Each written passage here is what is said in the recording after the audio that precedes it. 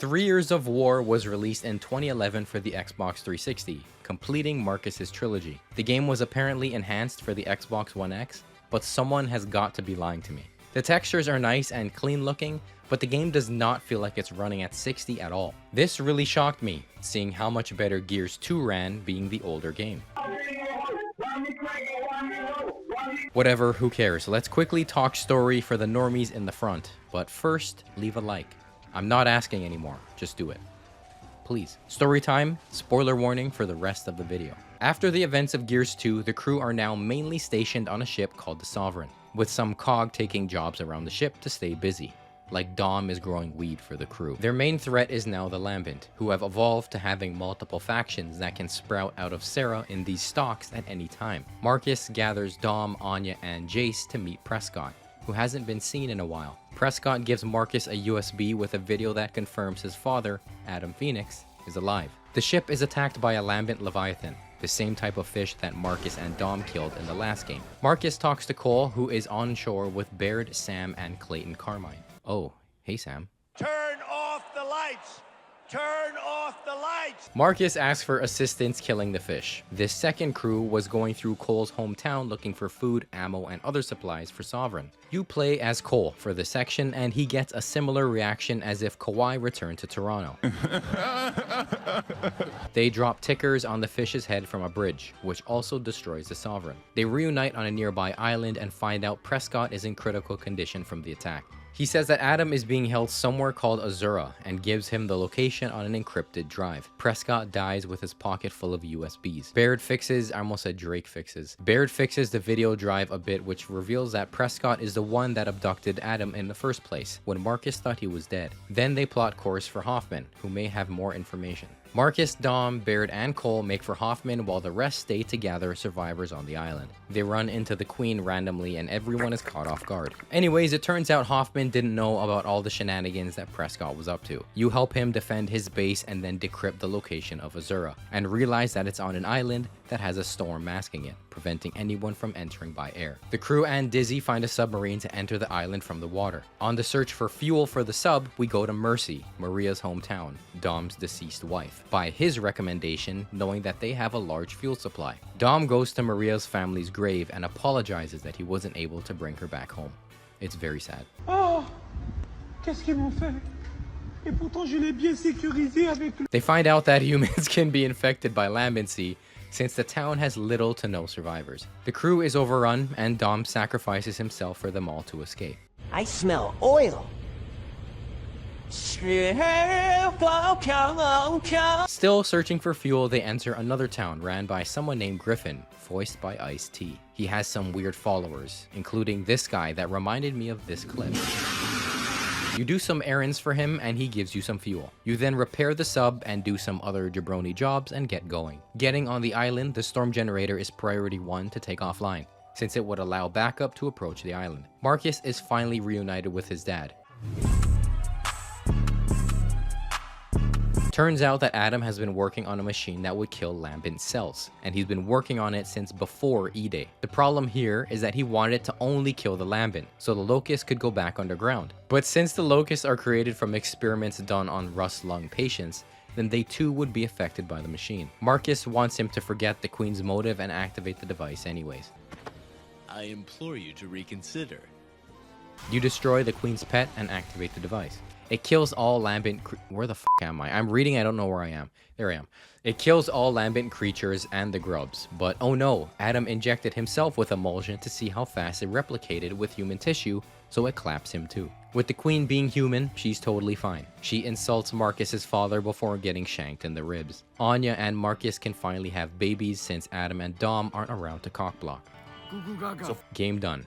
No Arbiter or Flood in sight. First things first, god damn, everyone is so beefy now. These meat emojis that you see on the screen right now are offensive to trillions of vegans, myself included. I'm AI with the braids. I'm AI with the braids. I don't know if there's a story reason why everyone is so jacked, but if I was to guess, it's because they're all bored being stuck on the ship, so might as well put on some muscle. Yes, I am growing very strong.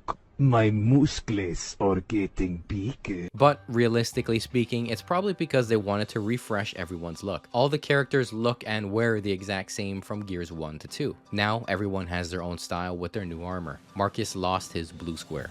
Never forget. Cole's armor has some green in it, which goes with his headband. Dom has his new beard. Baird's armor keeps some of the blue, and Jace's armor is white with his sleeves rolled up. Everyone looks unique. And wait, Cole is bald now? The mighty have fallen. Yeah, you do. Yeah, you have Yeah. no hair, sweetie.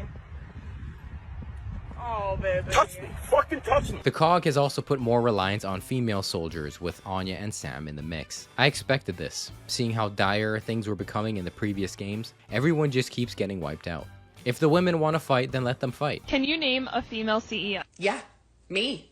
I'm a New York Times bestseller. AI with the braids. We talked about Sam as one of the new characters. She's a pretty rad character voiced by Claudia Black, who also voices Chloe Frazier from Uncharted. And both of those characters...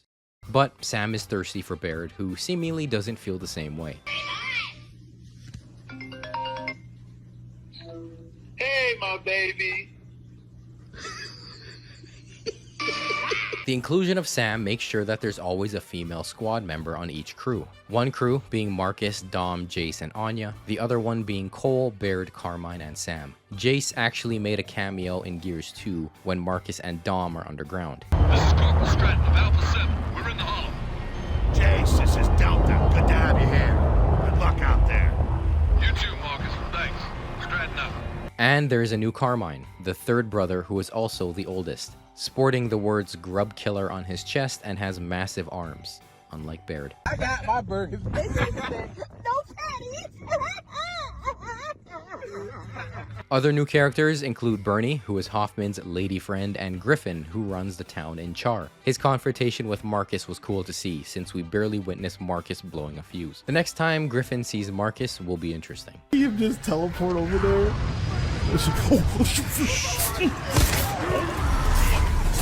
After talking about the campaign, I gotta say I don't really like it. I found it very boring, and the Lambent have a pretty boring design. They also aren't really fun to fight. Looking back, it seems incredibly drawn out to fabricate a long playtime. They go from the ship to land, find out about Azura, then spend a huge chunk of the game trying to get the submarine up and running, and then they go to Azura. And that's it. The crew going to Mercy didn't accomplish anything except learning about Lambent humans and getting Dom killed. Plus, the Locust and Lambent being able to just pop out the ground, meaning they could just show up to slow down your progress. Overall, the game is good, but in comparison to Gears 1 and 2, I think it falls short. The last thing I'm gonna roast on the campaign is the writing. There is awkward, cringy writing that stands out. Most of the lines come from Cole and don't fit at all with his character and the situation. Any way you can kill this thing from where you are? Putting it scientifically?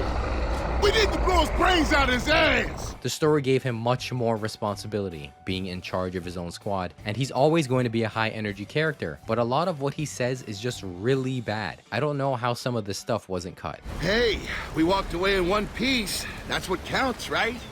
Yeah, firing on all pistols, baby.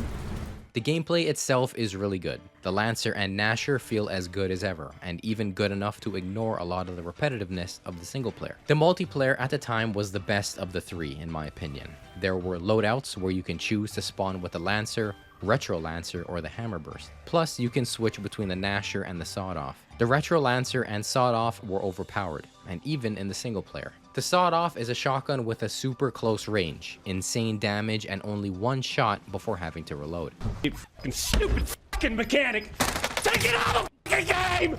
Take it out! Take it out! The only reason it was so strong is because the Gnasher was inconsistent at close ranges. The Retro Lancer is also super fun to play with, and it hits like a truck. Insane recoil, but insanely high damage. It doesn't take more than a handful of shots to put the average enemy down. The new Hammerburst isn't really new, seeing it's very similar to the Gears 2 version.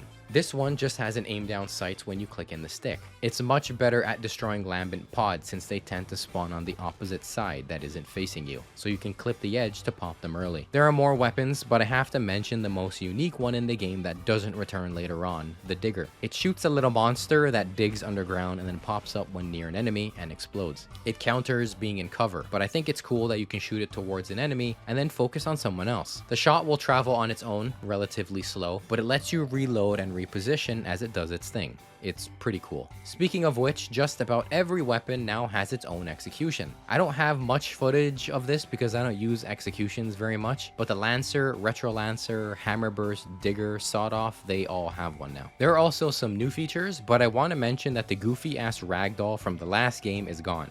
Oh no. In fact, while you're here, why don't you just work out, okay? Here, hold this.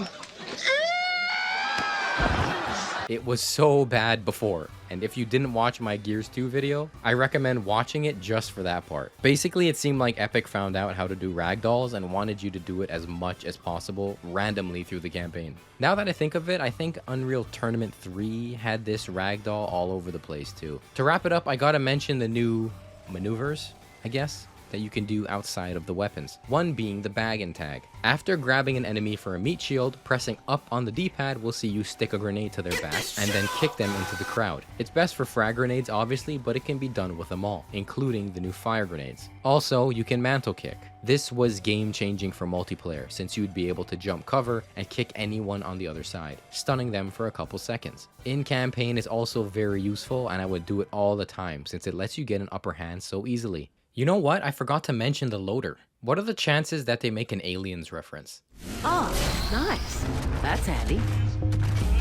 Not you. I know what happens when you let an angry chick loose with a mechanical loader. Well, there it is. You realize that the Locusts are capturing people and torturing them. While shutting down some torture barges, you realize that Ty was captured by Scourge and tortured. Upon freeing him, he kills himself. This is non-stop pop. The part that Ty dies? Why didn't Epic Games just give him a colorful shirt? Lady,